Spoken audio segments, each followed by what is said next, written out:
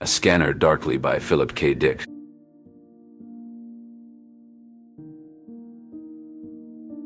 The World of Substance, D. Nick, a young scholar from the agrarian outskirts of Sinex, had always been driven by a deep-seated curiosity about the universe. His journey from the rural landscapes of his home planet to the academic pinnacles of Trantor was fueled by a relentless pursuit of but a palpable tension that gripped the city, where the rebel headquarters stood as a bastion of hope amidst the chaos. Within its stone walls, Zayden, a strategist for the rebellion, paced the room. "Have a short window between the shifts to get in and out," Siona whispered, her eyes scanning the horizon for any sign of the D-Wolves, the monstrous guardians of the god Emperor Leto II. Ulot, ever the thinker, adjusted his glasses and peered at the sealed packet in his hands. "These plans are our key. Once we're inside, we follow the layout to the letter." Kvuteg, nursing his injured knee, gave a grim smile. "Let's not keep destiny waiting, then." They moved swiftly, using the labyrinthine chambers of the fortress to their advantage, slipping past guards and avoiding the wand devices that monitored the corridors. The meeting room was close now, and with it, the information they needed to undermine Leto's regime. As they entered the room, Siona's fingers danced over the data terminal, extracting the details of the secret agreement between Ix and the Guild. "Got it," she breathed, the mechanical amplifier of spice now a weapon in their arsenal. But their escape was not to be easy. The howls of the D-Wolves echoed through the chambers, and Ulot pushed Siona towards the exit. "Go! I'll hold them off!" Siona's eyes met Ulot's, a silent thank you passing between them before she turned and ran. Behind her, Ulot's analytical mind worked one last time, deciphering a cipher that would prove crucial, even as the D-Wolves descended upon him. Kvuteg, limping and desperate, fought valiantly, using one of the fallen wolves as a shield, buying Siona precious seconds. "For freedom," he cried, his voice lost in the chaos. Siona burst into the open, the stolen information clutched to her chest, the sacrifices of her friends fueling her flight. She knew now the vulnerabilities of Leto's regime, the cracks in his armor that they could exploit.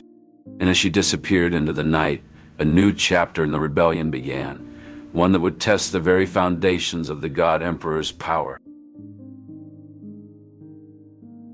The God Emperor's Gambit. In the heart of the God Emperor's citadel, Moneo paced, his thoughts a whirlwind of duty.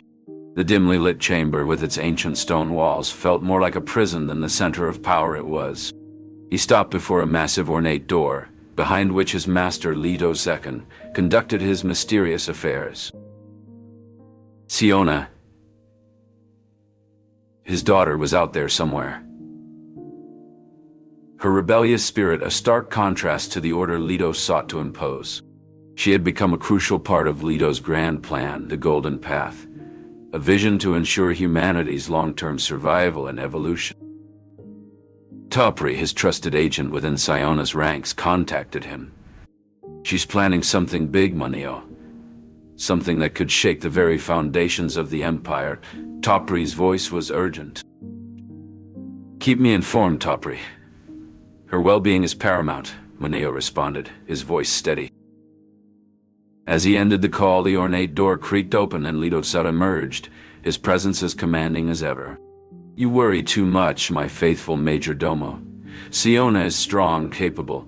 She will play her part." Moneo bowed his head. "But at what cost, my lord?" "The cost is necessary, Moneo. The future of humanity is at stake. Your daughter will be remembered as a hero," Leto assured him.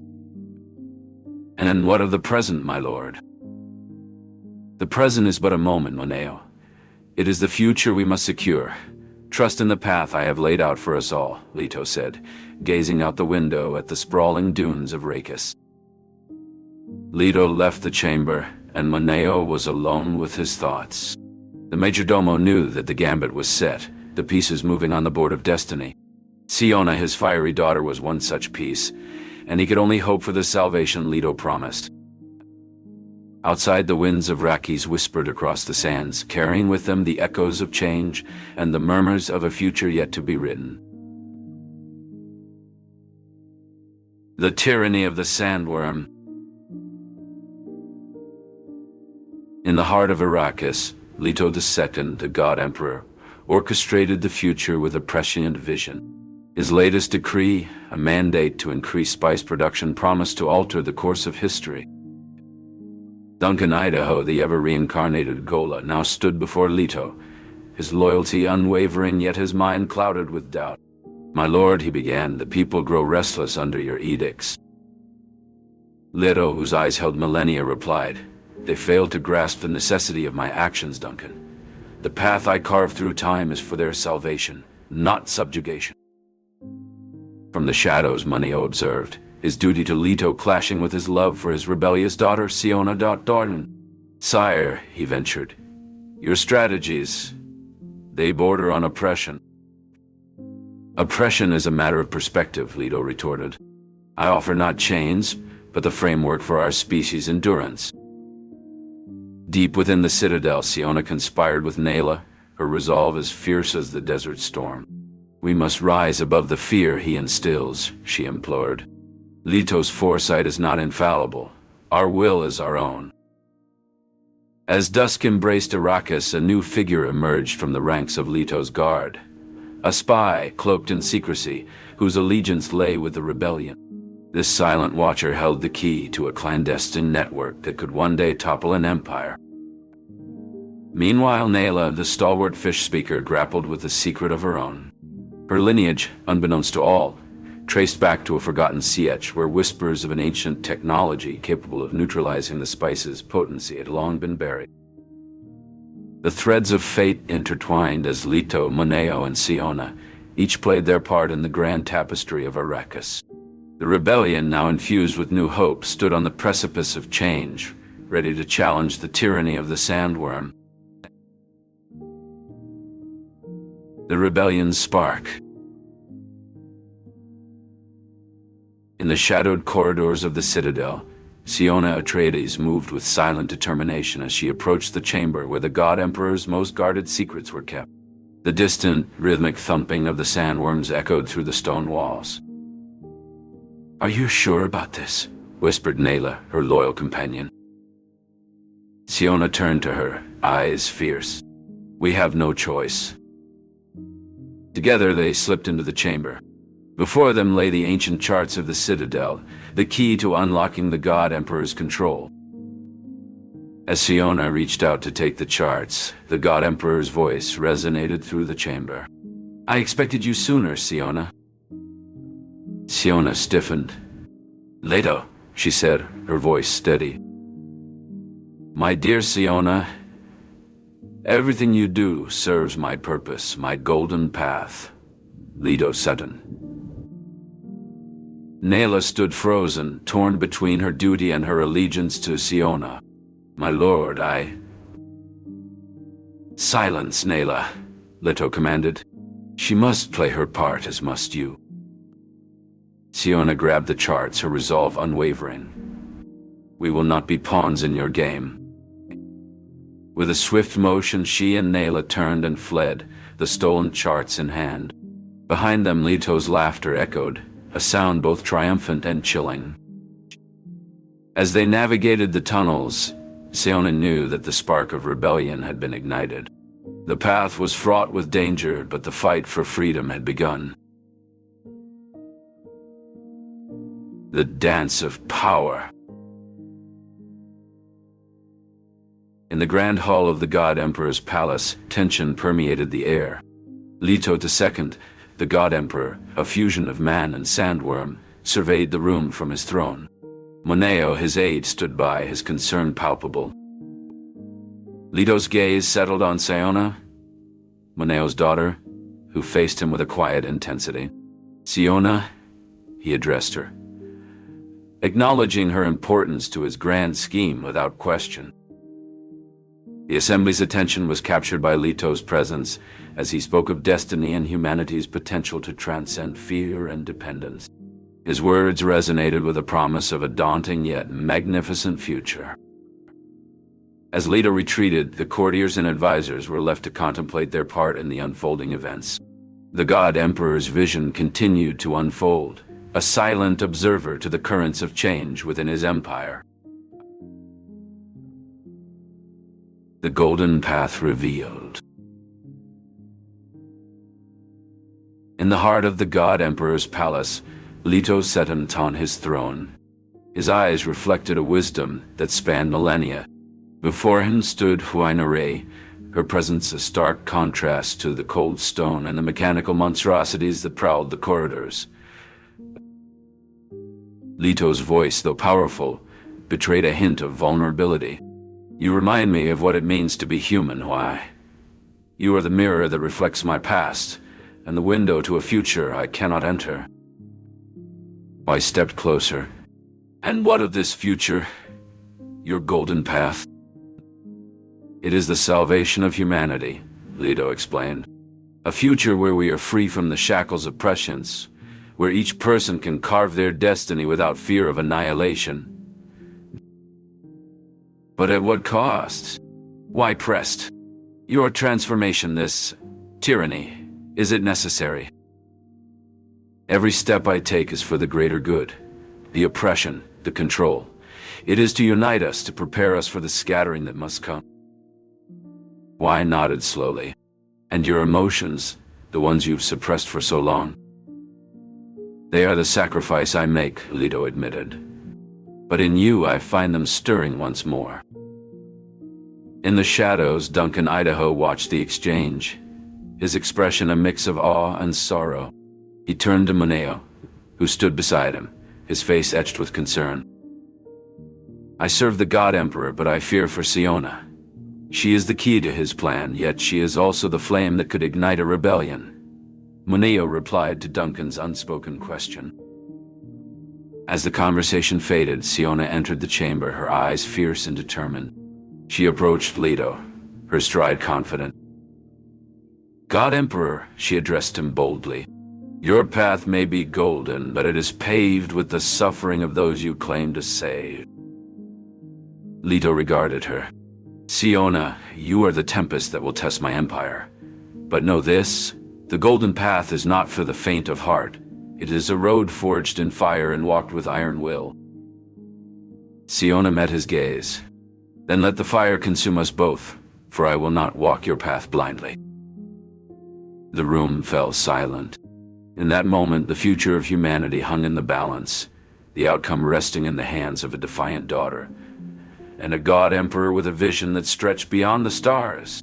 The golden path lay revealed, a trail of hope and hardship intertwined, leading towards a destiny that only the bravest would dare to tread. The Empire's defiance. The balcony of the God Emperor's palace was a place where the air hung heavy with the weight of history. Siona stood there, contrasting sharply against the black uniform underneath. Her eyes, the color of the dunes at twilight, were fixed on Leto Seton, who sat before her in his cart, his face and hands illuminated by the soft light that seemed to emanate from nowhere and everywhere. "Lord Leto," Siona began, her voice steady despite the turmoil she felt inside, "you sit upon your throne, surrounded by the trappings of power, but do you not see? You've bound us with the very substance that flows through the Empire's veins." Leto Seton regarded her with an expression that was both inscrutable and deeply knowing. "Power is a curious thing, Siona. It can liberate as much as it can bind. The melange, the spice, is the chain you speak of." "Yes, the spice. You control it, and thus you control us," Siona replied, her fists clenching and unclenching at her sides. Leto's voice was calm, almost soothing. "The spice extends life. It expands consciousness. It is the foundation upon which my golden path is built. Without it, humanity would crumble." "But at what cost?" Siona challenged. "Our spirits are stifled, our wills bent to your designs. We are not free. In freedom, there is chaos. In control, there is order. My vision is one of survival, Siona, of a future where humanity thrives. Siona took a step forward, her defiance palpable. And what of our humanity now? What of our right to choose our own path? Leto leaned forward, his eyes locking onto hers. You are here because you have chosen to be, because you are essential to the golden path. Your defiance, your strength, they are the very things I have nurtured in you. Siona's breath caught in her throat. You speak of nurturing, yet you manipulate and coerce. You've turned us into pawns in your grand game. A game that must be played for the greater good. You will see in time. You will understand why I have done what I have done. Moneo approached, his demeanor betraying a sense of urgency as he bowed respectfully. My lord, your attention is required. Leto Deset nodded, his gaze never leaving Siona. Thank you, Moneo. Attend to the matter. As Moneo departed, Siona's resolve hardened. I will not stand idly by while you play God. I will fight for our freedom, for our right to live as we choose. From the shadows, Duncan Idaho watched, his presence silent but vigilant. Leto II's response was a mere whisper, yet it carried the weight of centuries. And so you shall, Siona, in ways you cannot yet comprehend. With those enigmatic words, Siona turned and left the balcony, her mind racing with questions and possibilities. The confrontation had not provided her with the answers she sought, but it had ignited a spark within her, a spark that promised to set the Empire ablaze with defiance. The Desert Trial. The sun beat down mercilessly on the endless dunes of Arrakis, the heat a tangible force against Siona's skin. Clad in her Fremen stillsuit, she trudged through the sand, each step a battle against the shifting ground. Conserve your water, Moneo's voice echoed in her memory, a distant reminder of the life she had left behind. The stillsuit hugged her body, recycling every drop of moisture it could salvage. She remembered the old Fremen ways her father spoke of, where survival hinged on such necessities. As night fell, Siona found solace under the twin moons of Arrakis. She lay on the cool sand, her thoughts wandering. A voice startled her. It is the way of the desert. It was Duncan Idaho, his figure emerging from the shadows. The conversation shifted to the trials ahead, the lessons of self-reliance and the importance of their cultural heritage. Siona felt the weight of her lineage, the legacy of the Freeman that coursed through her veins. With the first light of dawn, Siona rose, ready to continue her journey across the desert, embracing the challenges that would shape her destiny. The rebellion's climax. The sun was setting over Tuono village, casting long shadows across the dusty streets. Duncan Idaho and Siona stood side by side, watching the horizon with a mix of anticipation and dread. Are you sure this is the only way? Siona asked, her voice barely above a whisper. Duncan nodded, his gaze fixed on the distant dunes. It's the only way to end his tyranny. Siona clenched her fists, the weight of their plan heavy on her shoulders. But what if we can't get close enough? We have to try, Duncan insisted. For Arrakis, for freedom. As night fell, the village grew quiet, but the pair remained vigilant. They knew that Moneo had sent them here to keep them away from the capital during Leto's wedding, but they also knew it was their chance to strike.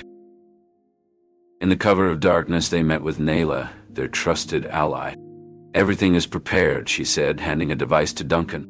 But remember, its use is perilous. Duncan accepted the device, feeling its weight in his hands. We understand the risks. Siona looked at the stars, thinking of the God Emperor's grand vision, the Golden Path. Tonight, we'll see if that vision holds true. The trio set out into the night, their hearts racing with the possibility of what was to come. They moved silently, avoiding the patrols until they reached the outskirts of the village where they hoped to encounter the Worm's cart. Hiding behind a dune, they waited. Time seemed to stretch on forever until finally they saw it. the massive silhouette of the worm's cart against the starlit sky. "Now," Duncan whispered, and they sprang into action. Siona ran ahead, drawing the attention of the guards while Duncan readied the device. Nayla stood ready to assist, her eyes scanning for any sign of danger. As the cart drew closer, Duncan's resolve hardened. He could see Leto, the God Emperor, in the distance, his sandworm form a testament to his power. Siona's voice rang out, clear and defiant. "Leto, we stand against you." The God Emperor turned, his eyes finding Siona in the darkness. For a moment, everything was still. Then, with a cry of determination, Duncan activated the device. A bright light flashed, but it was quickly contained. When the light faded, the worm's cart continued on its path, unharmed. Siona and Nayla rushed to Duncan's side, their faces a mix of shock and confusion. "What now?" Siona asked, her voice trembling. Duncan looked at the path of the worm's cart, knowing that their actions had not altered the course they had hoped for. "We regroup," he said. "This isn't the end." Together, they turned back to the village, their resolve unshaken. They knew the Golden Path was still a distant dream, but it was one they were determined to pursue. The fall of the God Emperor. In the heart of Arrakis, the God Emperor's reign had been long and absolute, his control over the spice melange unchallenged. Siona, shaped by Leto to be the key to his golden path, saw only tyranny in his rule. A tyranny she vowed to end. She plotted in the shadows, determined to overthrow the despot. The day of reckoning came under Arrakis's scorching twin suns. Leto prepared to wed Huai Nori, the innocent whose existence defied his prescience. The wedding procession began with anticipation hanging in the air. Moneo watched, his heart heavy with the knowledge of what was to come, torn between his loyalty to Leto and his love for his daughter. The ceremony proceeded, the chants of the priests rising into the arid air. Leto's voice boomed across the sands, echoing the power of his empire. But as he spoke, a silent signal passed between Siona and her ally, setting their hearts racing. With a swift motion, a shockwave went through the crowd. "Leto," Siona called out, her voice steady. "Your reign ends now." Leto turned, his gaze meeting Siona's. A myriad of emotions passed between them. Anger, sorrow.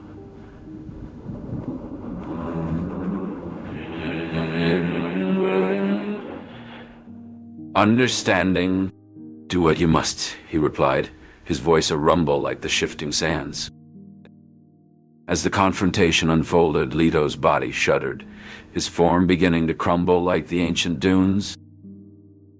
Siona stood resolute as Leto fell, the empire he had built trembling.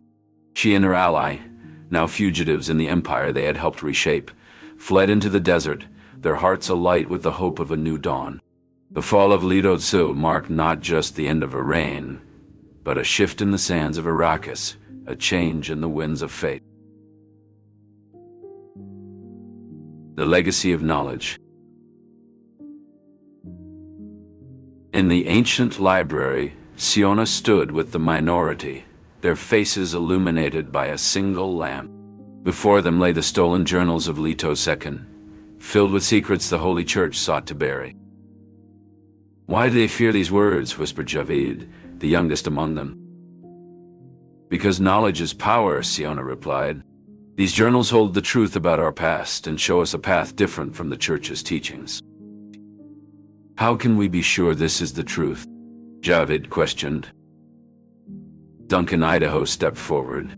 "These journals are Leto's legacy, a beacon for those who seek understanding."